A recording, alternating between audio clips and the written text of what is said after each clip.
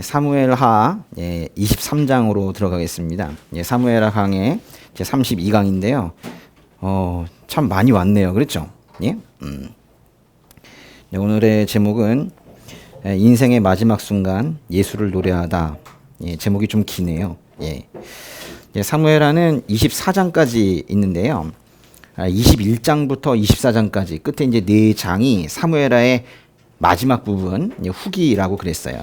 어떤 구조였었냐면요. 이랬었지 않습니까?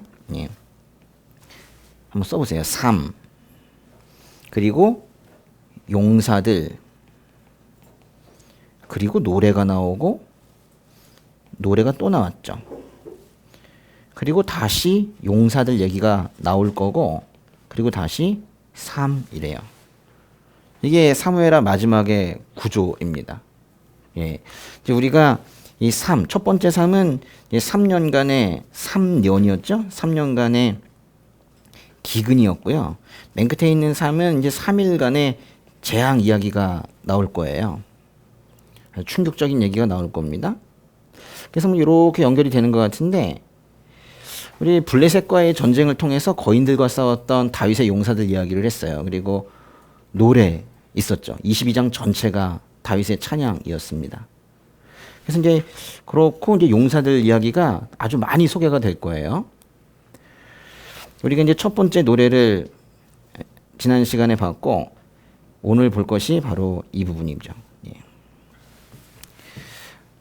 언약의 하나님을 찬양하는 이제 그런 노래인데 이 노래는 좀 짧아요. 1절부터 7절까지입니다.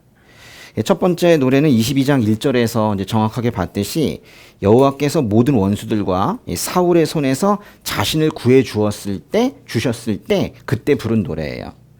두 번째 노래는 23장 1절에서 말하는 것처럼 다윗이 죽기 전에 마지막으로 부른 노래입니다.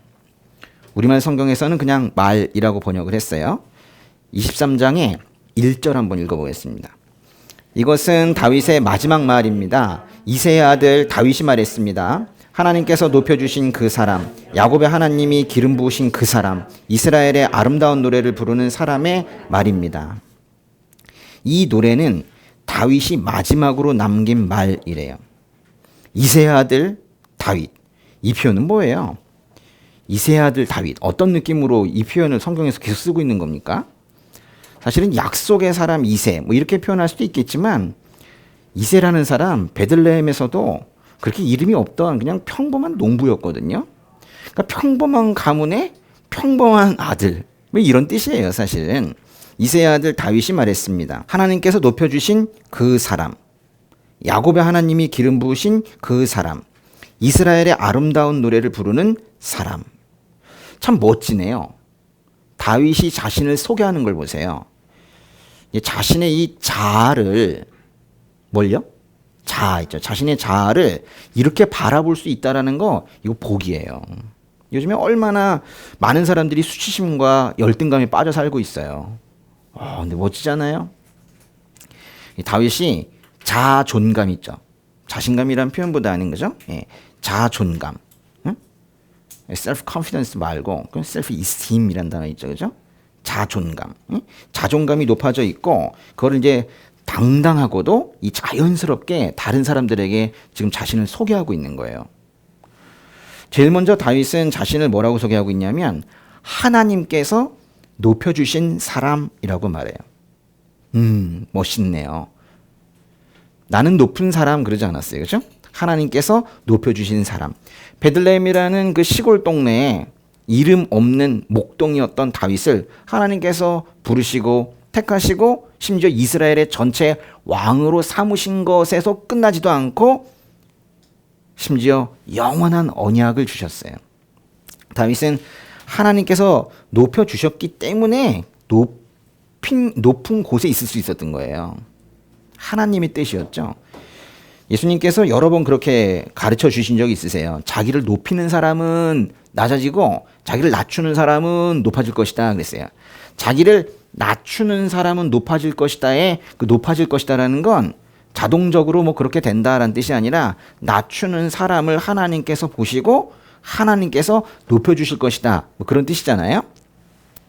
다윗은 그런데 아주 참으로 경쾌하게 이렇게 고백을 합니다. 나라는 사람은 하나님께서 높여주신 사람이야. 이렇게 말하고 있어요. 여러분은 어디까지 낮아져 보셨어요? 또는 하나님께서 어디까지 높여주시는 경험을 하셨어요? 많은 그리스도인들은 뭐 예수를 믿는다고는 하지만은 스스로 높아지려고 하다가 발을 헛디뎌서 엎어지는 경험을 하게 됩니다. 그러니까 낮아지는 수준이 아니라 아예 바닥에 혀를 대고 진토의 냄새를 맡게 되는 그런 경험을 하게 된단 말이에요. 그때 이제 정신 차리는 사람들이 있어요. 그런데 오히려 고집이 강화되는 그런 사람들도 있습니다. 예, 악만 늘죠. 사람이 이제 스스로 높아지려고 할 때 하나님께서 낮아짐을 허락하시고 있다면 그게 이제 하나님의 사랑을 받고 있다라는 증거라고 저는 생각해요.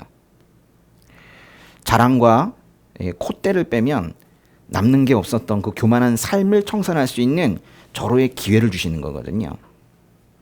그러니까 위대하신 하나님의 견주어 본다면 사실 사람이 높아지는 거나 낮아지는 거는 티도 나지 않아요. 높아진다면 또 얼마나 높아지겠어요. 그죠? 예, 보잘것없는 그런 인생인데 조금만 높아지면 다른 사람과 견주어서 다른 사람과 견주어서 조금만 높아지면 바로 교만해지는 그 자체가 참 우습죠.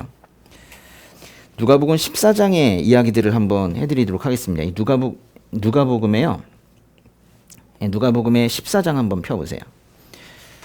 어느 날 예수님께서 이스라엘의 한 바리새파 지도자의 집에 가셔서 아픈 사람들을 고치신 적이 있으세요. 근데 그 집에는 그날 예수님 이외에도 다른 사람들도 많이 초대되었었거든요. 근데 초대받은 사람들이 소위 상석에 앉으려고 하는 거예요. 그 집에서 그 윗자리가 그게 뭐라고 그걸 앉으려고 하는 거예요. 그래서 예수님께서 또 가르쳐 주십니다. 14장의 7절에서요. 11절까지 한번 읽어보겠습니다. 예수께서 초대받은 손님들이 윗자리를 고르는 것을 보시고 초대받은 사람들에게 이런 비유를 들려주셨습니다. 결혼잔치에 초대받으면 윗자리에 앉지 마라. 혹시 너보다 더 높은 사람이 초대받았을지 모른다. 만약 그렇다면 너와 그 사람을 모두 초대한 그 주인이 다가와 이분에게 자리를 내드리십시오 라고 할 것이다. 그러면 너는 부끄러워하면서 끝자리로 내려가 앉게 될 것이다. 그러므로 초대받으면 끝자리에 가서 앉아라. 그러면 주인이 와서 친구여 이리 올라와 더 나은 자리에 앉으시오 라고 할 것이다. 그렇게 되면 다른 모든 손님들 앞에서 내가 높아질 것이다. 자기를 높이는 사람은 낮아지고 자기를 낮추는 사람은 높아질 것이다. 예수님 참 재치 있으시죠? 거기 그 8절은 정말 재밌지 않습니까? 결혼잔치에 초대받으면 윗자리에 앉지 마라. 겸손해야지. 뭐 이런 식으로 표현하지 않으시고 너보다 더 높은 사람 없으면 어떡하니? 뭐 이렇게 표현하시잖아요. 너무 재밌지 않아요? 예? 예. 예수님의 비유는 아주 정말 놀랍습니다. 예수님께서 만약에 죄라는 주제를 가지고 비유를 하시면 그 자리에 있는 죄인들이 늘 도망가거나 침묵했었죠. 교만 이야기를 비유로 하시면 교만한 자들이 또 입을 다물었습니다. 재치도 있으시고 그만큼 또 강력하신 그런 비유를 하신 분이 바로 예수님이세요. 이 비유에서 주인은 하나님을 지금 말해요. 만약에 어떤 사람이 윗자리에 앉으려고 하는데 더 높은 사람이 오면 하나님께서 말씀하신다는 거예요. 자리를 내줘라. 야, 너보다 더 높은 사람이 왔다. 말씀하신다는 거예요. 그러면 그 사람은 2등 자리로 가는 게 아니라 마지막 자리로 간대요. 이해가 되십니까? 아, 그래요. 근데 여기에서 이제 더 높은 사람이 예수님을 비유한다고 해석을 하면 참 적절한 해석이 될 거예요. 그러니까 이런 거죠. 예수님 위에 서 있으려고 하는 교만한 자에게 하나님께서 말씀하시는 거예요. 야, 내 아들 왔다. 응? 내 아들 예수에게 자리를 내주고 너는 저기 맨 끝에 가서 앉아라. 이렇게 말씀하신다는 거예요. 응? 네. 근데 이제 만약에 처음부터 끝자리에 가서 앉아 있는 사람이라면 하나님께서는 그 겸손함을 보시고 공개적으로 저기 이 사람 여기 한 단계 더 올라올 거예요. 이러면서 보다 높은 자리에 그를 올려놓으실 것이라는 그런 말씀이에요. 그러나 중요한 것은 맨 끝에 가 있던 사람을 하나님께서 보다 높은 자리에 올리시지만 가장 높은 자리는 아닐 겁니다. 예. 하나님의 결혼잔치에서 가장 상석에 앉으셔야 되는 분은 항상 우리 주 예수 그리스도이시기 때문이에요. 다윗은 사람이 진정으로 높여지고 또 낮아지는 그 원리를 알았던 것 같아요.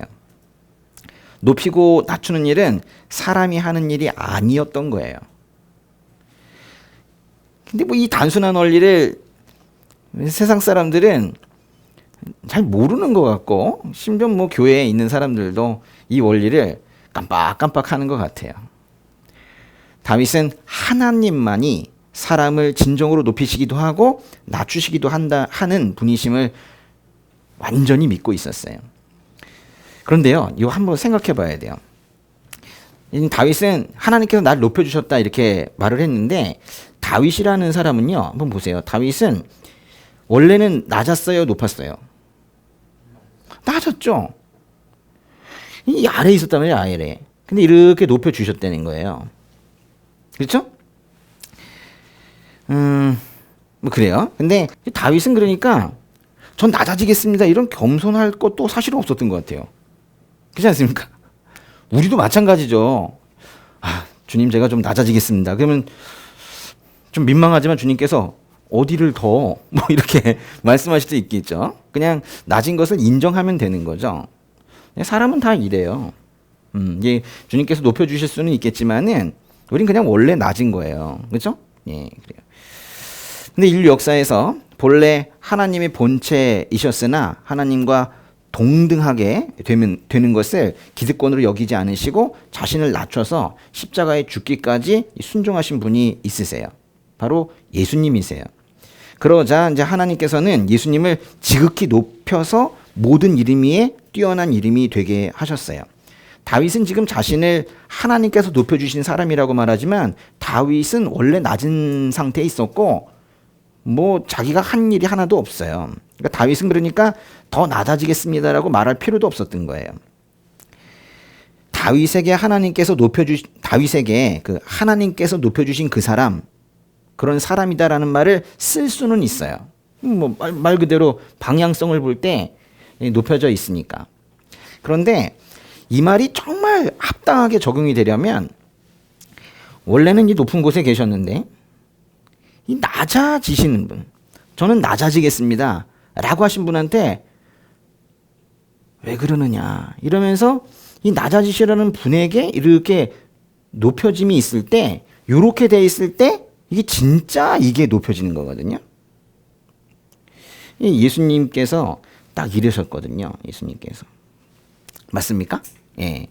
그래서 뭐 다윗에게 이 말을 쓸 수 없다는 건 아닌데 이 말이 가장 합당하게 적용될 수 있는 분은 예수님이라고 저는 생각하는데 여러분 어떻게 생각하세요? 네. 하나님께서 높여주신 사람이라는 말은 하늘 부자 버리고 이 땅에 오셔서 채찍 맞고 십자가에서 죽기까지 낮아지셨으나, 완전히 낮아지셨으나 그 아버지께서 다시 살리셔서 높아지신 예수님에게서 궁극적으로 성취되는 말이에요. 사실 이 말씀은 예수님께서 자기소개를 하실 때 쓰실 수 있는 말일 것 같아요. 그리고 다윗은 그 다음에 이제 자신을 뭐라고 소개를 하고 있냐면요, 야곱의 하나님이 기름 부으신 그 사람, 이렇게 말하고 있죠. 야곱의 하나님이 기름 부으신 사람이래요.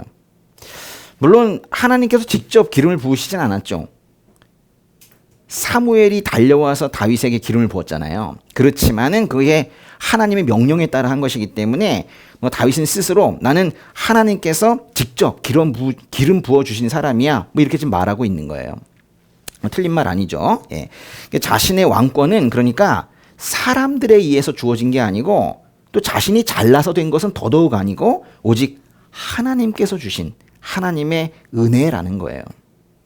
그런데요, 야곱의 하나님이 기름 부으신 사람이라는 이 말도 결국 예수님에게서 극적으로 성취되지 않습니까? 예수님은 하나님께서 당신을 이 땅에 보내신 이유를 뭐라고 말씀하셨어요? 하나님께서 예수님을 왜 이 땅에 보내셨대요? 그게 이제 누가복음에, 그게 요절, 누가복음의 가장 핵심적인 절 얘기하는 건데요. 누가복음의 4장으로 한번 가보세요. 이건 우리가 참 많이 읽었어요. 누가복음의 4장의 18절과 19절. 한번 읽어볼까요? 주의 영이 내게 내리셨다. 이는 하나님께서 내게 기름을 부으셔서 가난한 사람들에게 복음을 전파하도록 하기 위해서다. 하나님께서는 포로된 사람들에게 자유를, 못 보는 사람들에게 다시 볼 수 있음을, 억눌린 사람들에게 해방을 선포하기 위해 나를 보내셨다. 주의 은혜의 해를 선포하도록 하기 위함이다. 하나님께서는 가난한 사람들에게 복음을 전파하도록 하기 위해, 포로된 사람들에게 자유를 주시기 위해, 못 보는 사람들에게 다시 볼 수 있게 하시기 위해, 억눌린 사람들에게 해방을 선포하기 위해 예수님을 보내셨어요. 그런데 그 예수님을 보내시면서 하나님께서 하신 일이 뭐예요? 기름을 부으셨습니다. 기름을 부으셔서 보내주셨어요. 하나님께서는 아들 예수에게 기름을 부으셔서 구원 사역을 하게 하셨어요. 그러니까 야곱의 하나님이 기름 부으신 사람이라는 말을 역시 다윗에게도 쓸 수는 있지만은 이 말이 궁극적으로 성취되는 분은 예수님이세요. 또 다윗은 자신을 뭐라고 소개하고 있나요? 이스라엘의 아름다운 노래를 부르는 사람. 이게 다른 번역에서는 정말 오해하게 만들어놨는데 뭐라고 그랬냐면요. 이스라엘의 노래 잘하는 자 그래요.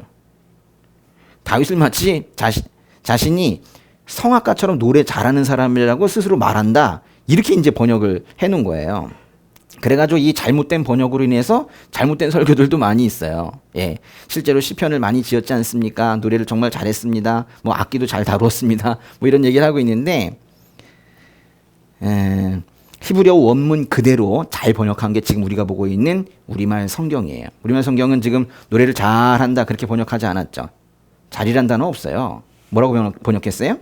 이스라엘의 아름다운 노래를 부르는 사람이라고 되어 있어요.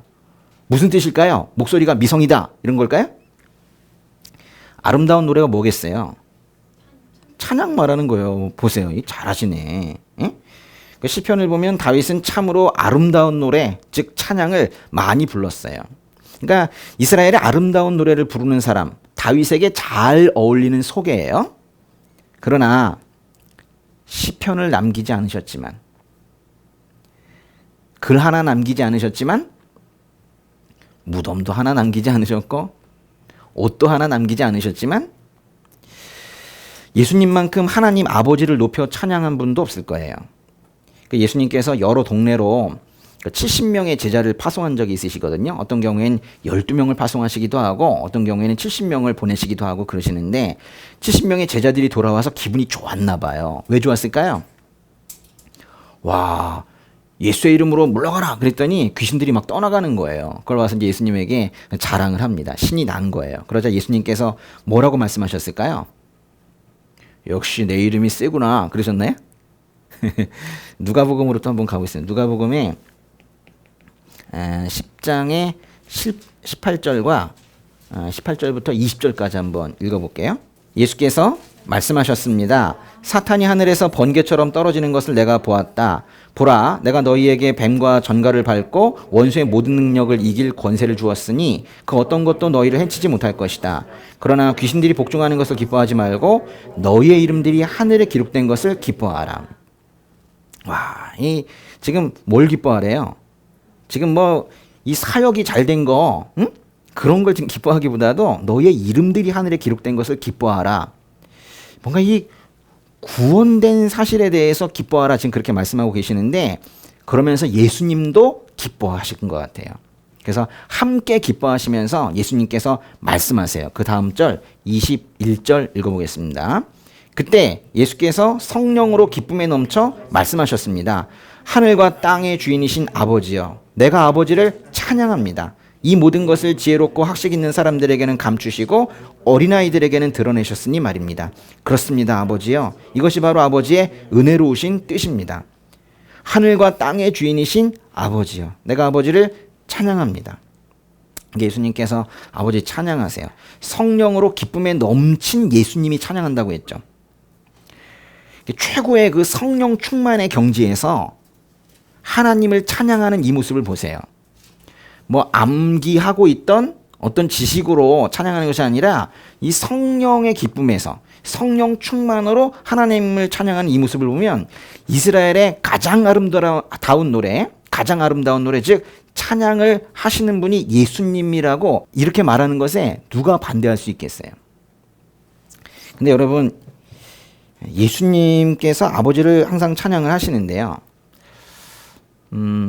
아버지를 찬양하시고 또 아버지의 구원 사역을, 또 아버지의 세상을 구하시려는 그 작정을, 그 모든 것을 찬양하십니다. 근데 예수님의 찬양 중에서 가장 아름다운 찬양이 뭔지 아세요?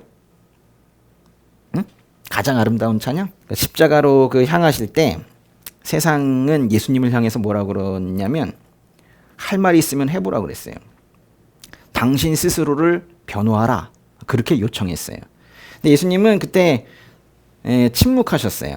마치 도살장으로 끌려가는 양처럼 자신을 변호하기 위해서는 어떤 말씀도 하지 않으셨습니다.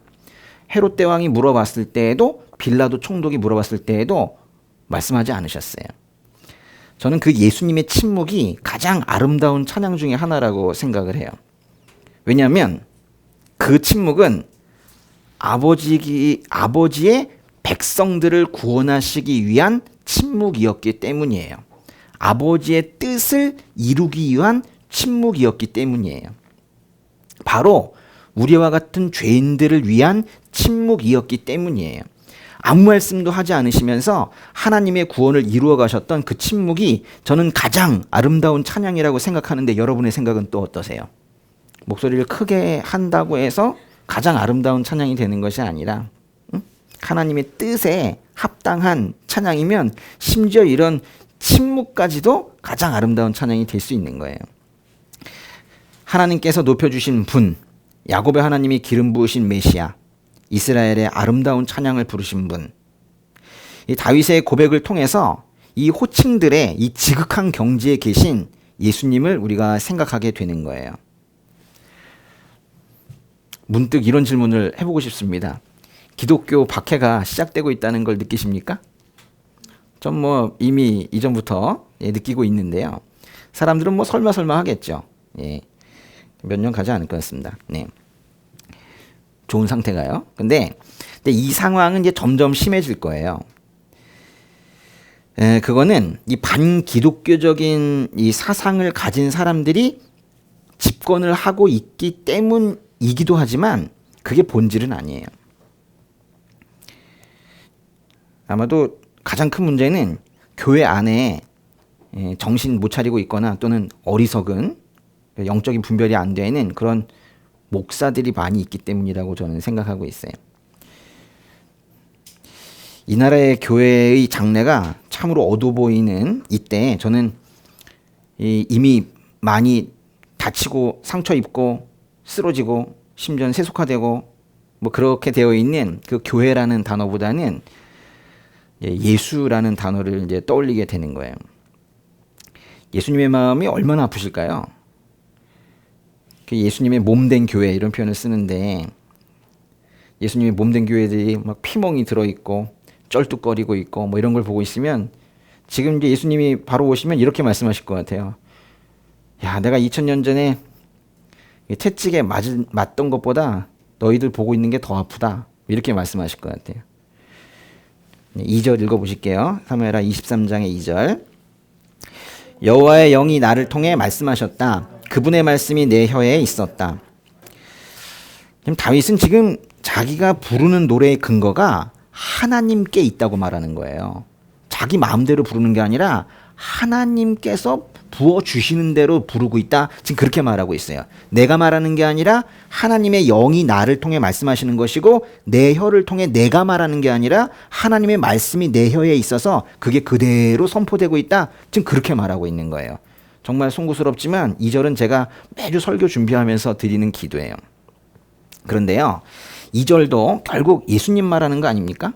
요한복음 1장 14절에서 말씀이 육신이 돼 우리 가운데 계셨기에 우리가 그분의 영광을 보았다. 즉 말씀이 육신이 되셨다고 했는데요, 예수님 자체가 하나님의 말씀이었는데 사무엘하 23장의 2절을 궁극적으로 성취할 분이 예수님 말고 누가 있겠어요? 예수님께서 또 12명의 제자들을 파송하셨을 때 그때 이야기도 해드릴게요. 12명의 제자들이 이때는 파송하시면서 말씀하셨어요. 그때 사람들이 호의적으로 대하지 않을 거라고 하면서 사람들 조심하라 이렇게 말씀하셨어요. 요거는 마태복음에서 한번 볼게요. 마태복음의 10장의 17절부터 한번 보세요. 20절까지 한번 읽어보죠. 보겠습니다. 사람들을 조심하라. 그들은 너희를 법정에 넘겨주고 회당에서 너희를 채찍질할 것이다. 그리고 너희는 나 때문에 총독들과 왕들 앞에 끌려가 그들과 또 이방 사람들에게 증인이 될 것이다. 그러나 그들에게 잡혀가더라도 무엇을 어떻게 말할까 걱정하지 말라. 그때 너희가 말할 것을 일러주실 것이다. 말하는 이는 너희가 아니라 너희 안에서 말씀하시는 너희 아버지의 영이시다. 이 복음 전하는 삶을 사는 것이 이 마지막 때에 만만치 않은 삶이 될 거다라는 것을 지금 말씀하시고 계시는 거예요. 참된 그리스도인들은, 그래서 영혼 구원에 열정을 가지고 있는 그리스도인들은 그렇게 살다가 법정에 넘겨지고 채찍질 당할 거예요. 권력자들 앞에 끌려가게 될 겁니다. 근데 예수님께서는 그렇게 말씀하시고는 다시 걱정하지 마라 이렇게 말씀하세요. 그들에게 잡혀가지 않을 것이다 라고 말씀하진 않으세요? 그들에게 잡혀가더라도 무엇을 어떻게 말할까 걱정하지 말라고 그러세요. 그때 무슨 말을 해야 할지 알려주시겠대요. 다시 한번 이렇게 말씀하시는 거예요. 말하는 이는 너희가 아니라 너희 안에서 말씀하시는 너희 아버지의 영이시다. 성령께서 말씀을 넣어줄 테니까 그거대로 심지어 법정에서도 권력자 앞에서도 그렇게 말하면 된다는 거예요. 보호하시겠죠. 그러니까요. 성령이 나를 통해 말씀하셨다. 하나님의 말씀이 내 혀에 있었다. 이 말씀은 지금 다윗이 한 말이긴 하지만은 이건 다윗의 고백이고 이 자체가 말씀이신 그 분 자체가 말씀이신 예수님의 실체인 동시에 이 시대의 예수 제자들에게 주어지는 권능이기도 해요. 이건 참 깊은 말씀입니다. 성령이 나를 통해 말씀하셨다. 하나님의 말씀이 내 혀에 있었다. 이것은 다윗에게도 예수님에게도 예수 제자들에게도 적용이 되는 말씀이라고요. 성경이 그렇게 말하고 있잖아요. 그 다음에 이제 3절과 4절 읽어보겠습니다. 이스라엘에 하나님께서 말씀하셨다. 이스라엘의 반석이신 하나님께서 내게 말씀하셨다. 이스라엘에서 사람들을 공의로 다스리는 사람은, 하나님을 두려워하며 통치하는 사람은 구름 한 점 없는 아침에 떠오르는 아침 햇살 같을 것이다. 비 갠 뒤에 햇살이 땅의 새싹을 돋게 하는 것 같을 것이다. 이거는 다윗이 그 후대의 왕들에게 이렇게 이스라엘을 통치하라고 권면하는 것 같아요. 실제로 그런 내용입니다. 그러니까 지금 자신이 하는 말은 근데 성령께서 자신을 통해 하는 말이니까 잘 들으라고 이미 앞에서 이제 말을 해놓은 거예요. 다윗은 하나님께서 말씀하신 두 개의 통치 원리를 말하고 있어요. 거기 보면 이렇게 돼 있죠. 이스라엘에서 사람들을 공의로 다스리는 사람은, 하나님을 두려워하며 통치하는 사람은, 이렇게 말하고 있죠.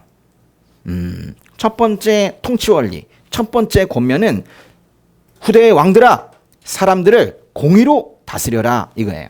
하나님의 공의로 다스리려는 거예요. 네 생각으로 하지 말고, 여론 따라가지 말고 하나님의 공의로 다스려라 이거예요. 공의는요, 이 인간의 권력에 절제할 수 있는 힘을 부여합니다.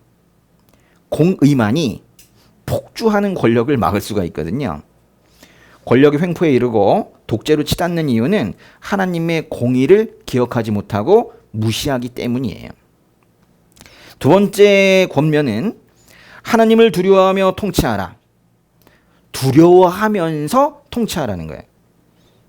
이게 동시에 이루어져야 된다는 거예요. 두려워하고 통치하는 것.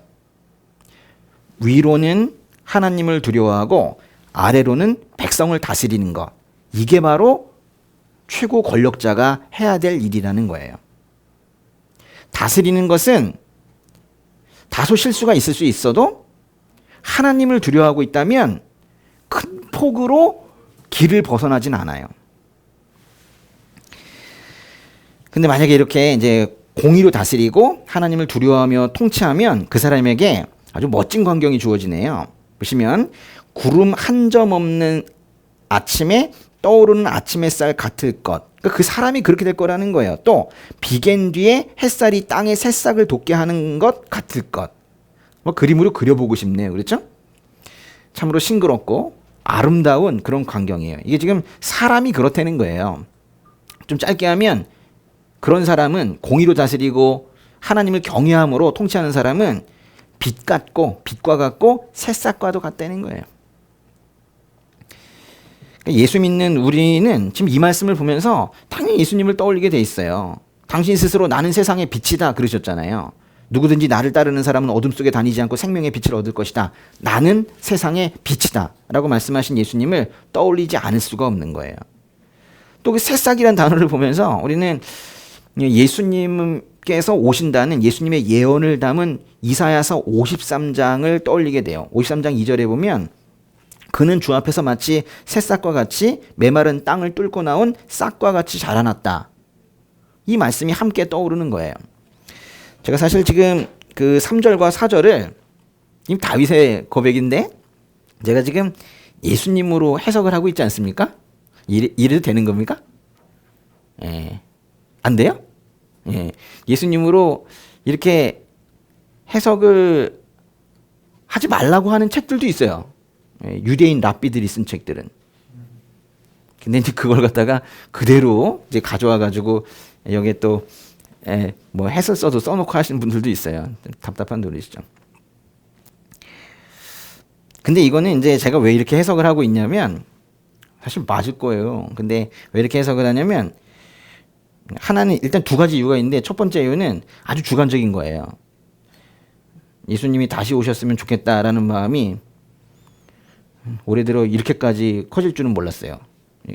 그래서이고 또 하나는 말씀 자체도 사실 그렇게 해석하라고 말하고 있기 때문이에요. 3절 다시 한번 보세요. 3절에 보시면 이스라엘에서 사람들을 공의로 다스리는 사람은 하나님을 두려워하며 통치하는 사람은 뭐 그랬잖아요. 보시면 누구를 다스린대요? 사람들을 공의로 다스린다 그랬죠. 그 통치의 대상이 사람들이라고요. 근데 이거는요 흔한 표현은 아니에요. 보통 다스린다라고 하면 그러니까 통치자와 통치를 받는 대상이 있다면 통치자가 백성들을 다스린다고 표현해야 되죠. 맥락상 자연스러운 단어는 사람이 아니에요. 만약에 우리나라의 최고 권력자가 난 지금 사람을 다스리고 있어. 조금 그렇잖아요. 백성이든 국민이든 뭐 그런 단어를 써야 될 거 아닙니까? 근데 여기에 이제 백성이라는 단어를 쓰지 않고 일부러 사람들이라는 단어를 썼는데요. 거기 잘 보세요. 거기 사람이라는 표현이 몇 개가 나와서 그래. 이스라엘에서 사람들을 공의로 다스리는 사람은 뒤에 사람 말고 이스라엘에서 사람들을 공의로 다스리는 그 사람들의 동그라미 한번 쳐보세요. 근데 여기서 지금 번역을 복수로 해놨는데 실제 원문은 단수로 되어 있거든요. 그냥 사람을 공의로 다스리는 사람 그렇게 되어 있어요. 근데 그걸 이제 아마도 구분하고 싶었나 봐요. 어쨌거나 사람입니다. 여러분 백성을 뜻하는 히브리어 단어가 있거든요. 백성이란 단어는 암 이렇게 발음해요. 암. 그런데 이제 사람을 뜻하는 단어는 따로 있어요.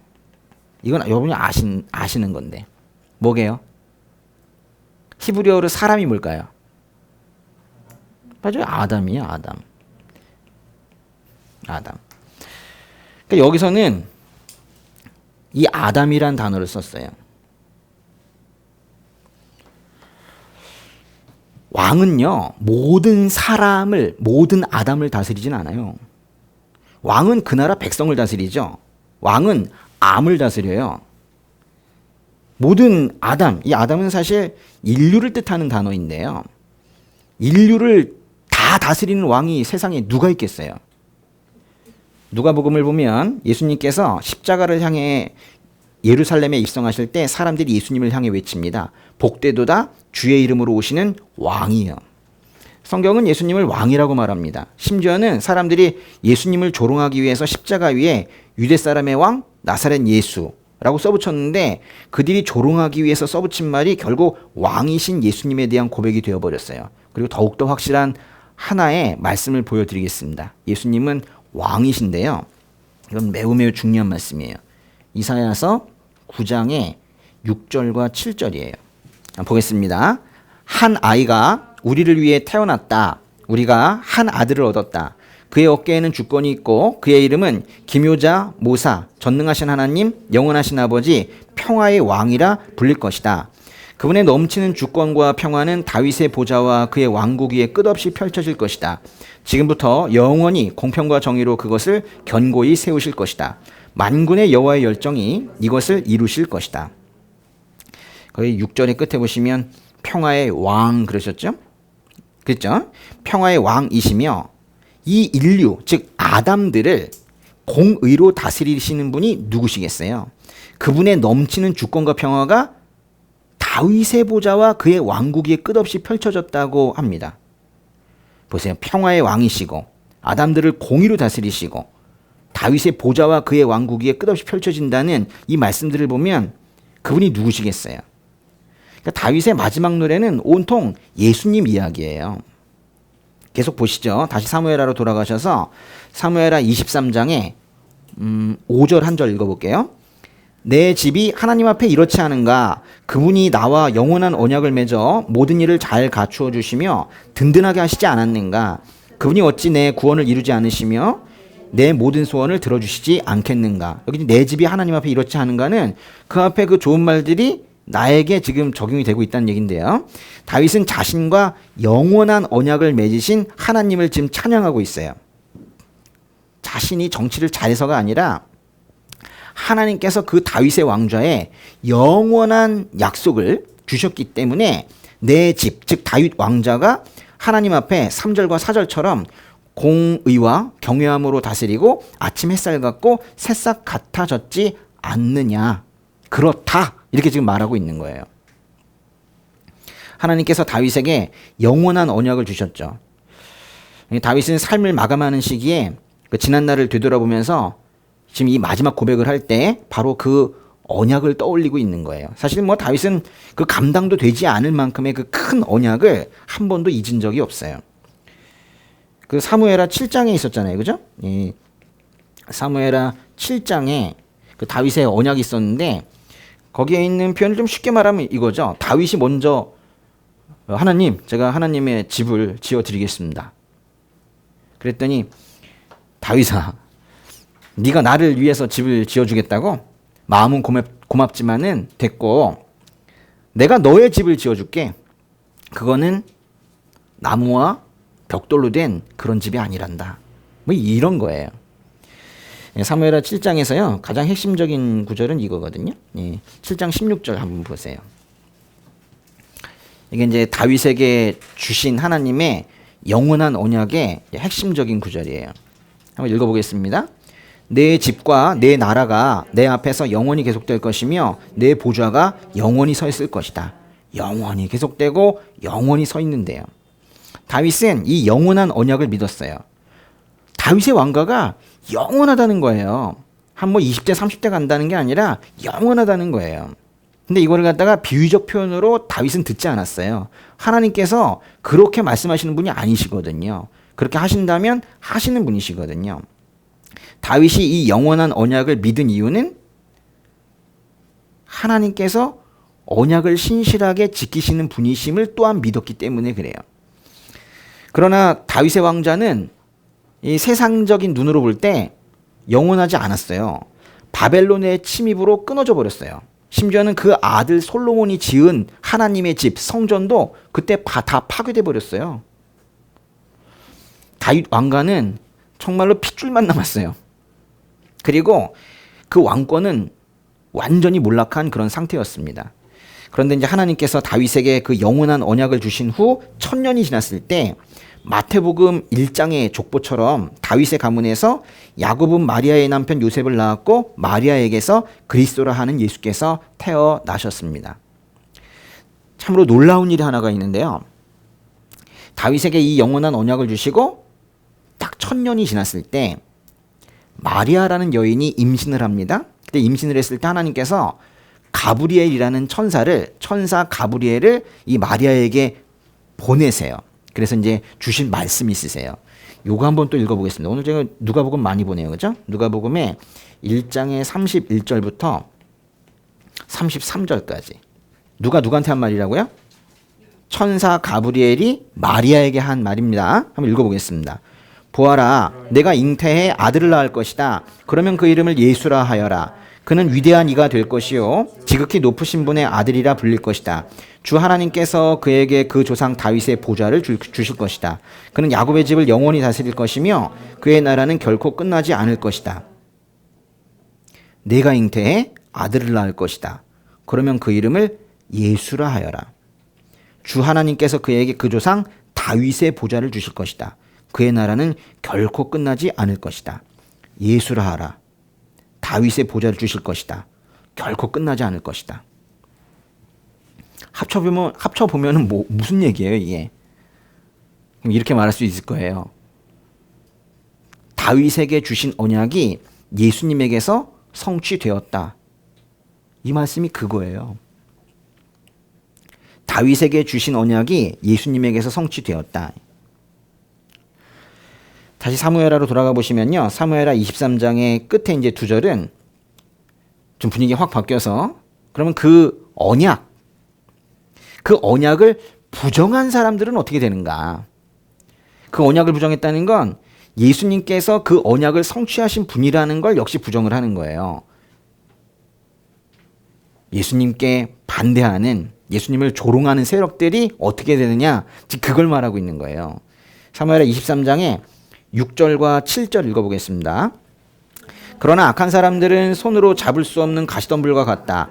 그 가시덤불을 만지는 사람은 누구나 철로 된 무기나 창자루를 사용하는 법이니 그런 사람들은 그 자리에서 불에 타 버릴 것이다. 그 하나님의 영원한 언약을 부정하거나 또는 대적하는 사람들을 여기에서는 악한 사람들이라고 표현하고 있어요. 악한 것의 기준은 성경에서 이거예요. 그렇죠? 예수 믿지 않으면 죄예요. 그 악한 사람들은 손으로 잡을 수 없는 가시덤불과 같아서 하여튼 통제도 되지 않는 사람들이라는 거예요. 답이 없다는 거예요. 7절은요. 해석이 정말 어렵습니다. 해석이 어려운 만큼 성경 번역도 다양한데요. 아주 의미가 다양해요. 이게 무슨 뜻 같아요? 가시덤불을 만지는 사람은 누구나 철로 된 무기나 창자루를 사용하는 법이니 그런 사람들은 그 자리에서 불에 타 버릴 것이다. 이게 뭔 뜻이에요? 가시덤불을 잡아보려고 하는 사람이 있어요. 그러니까 가시덤불, 이거 나쁜데? 이래가지고 이제 한번 잡아봐야 되겠다. 이런 사람이 있는데 가시덤불을 철로 된 무기나 그 창자루로 칠 수가 없어요. 그럼 오히려 가시덤불은 그런 식으로 공격하는 게 아니에요. 차라리 태워버리는 게 낫다. 이렇게 해석하시는 분들도 계시고 또는 가시덤불은 아무런 쓸모도 없다는 거예요. 그걸 가져다가 쓸 수가 없다는 거예요. 가시가 돋쳐 있어서 지팡이로도 쓸 수 없고 창자루로도 쓸 수 없으니까 불태워버릴 수밖에 없다. 이렇게 해석하기도 해요. 번역도 다양해요. 저도 둘 중에 뭐가 확실하게 뭐다 할 수 있는 게 없어요. 그런데 공통점은 있어요. 어떻게 해석을 하든 간에 그런 가시덤불 같은 사람들은 불태워버릴 수밖에 없다는 거예요. 여기서는 중요한 게 그거예요. 쓸모가 없어서 불태워버릴 수도 있고 어떻게 달리 통제할 수가 없으니 그냥 불태워버리는 게 낫겠다. 통제가 안 되니 없애는 게 낫겠다는 거예요. 가시덤불. 또 어떤 번역에서는 가시나무 이렇게 표현을 하는데요. 가시나무. 이 속에 들어가면 엄청 따가울 것 같죠? 가시덤불. 예. 이제 제가 이 단어의 히브리어 발음을 알려드릴게요. 히브리어 단어는 또 이 가시덤불이라는 그 실체에 비해서는 조금 귀여운 단어이긴 해요. 코츠 이래요. 코츠.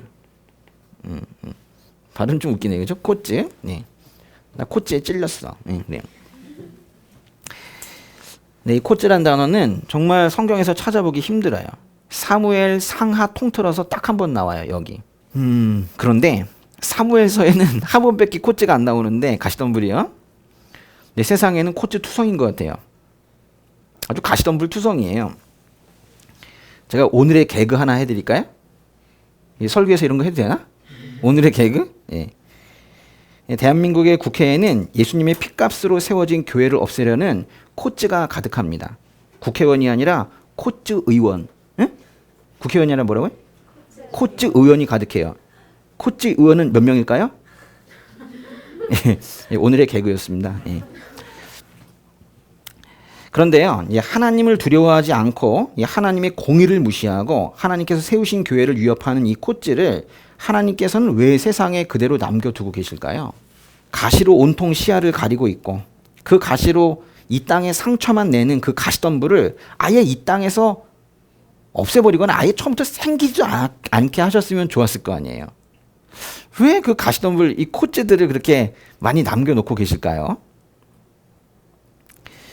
근데 안타까운 게 있어요. 뭐냐면 그건 우리가 스스로 초래한 거라는 거예요. 사람, 즉 아담이 스스로 초래한 것이라는 거예요. 아담과 하와가 불순종의 죄를 지었을 때 하나님께서 저주하셨어요. 누구를 저주하셨어요? 이건 되게 중요한데, 아담과 하와가 단독으로 죄를 짓진 않았죠. 뱀이 있었잖아요. 마귀가 있었잖아요. 마귀가. 근데 마귀에게 속아서 이제 죄를 지었는데 제일 먼저 저주하신 거는 뱀이죠. 뱀부터 저주하시고 그 다음에 하와를 저주하셨어요.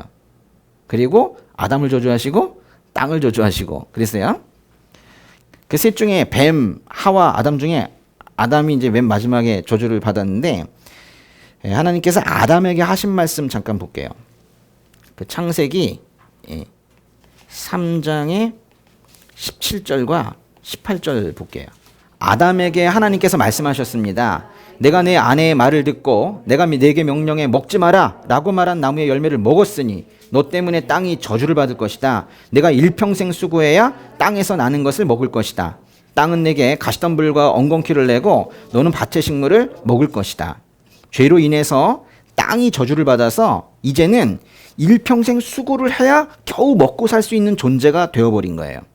원래 에덴에서는 그냥 하나님께서 주신 것을 그 에덴을 그저 관리하며 예배하며 그냥 그렇게 살면 됐어요. 그러면 풍성이 주어졌단 말이에요. 그런데 이 죄로 인해서 평생 수고해야 먹을 걸 구할 수 있는 인생이 되어버렸어요. 그나마도 땅도 처음 창조됐을 때 상태가 아니에요. 그것도 저주받아서 가시덤불과 엉겅퀴를 내는 상태가 되는 거예요.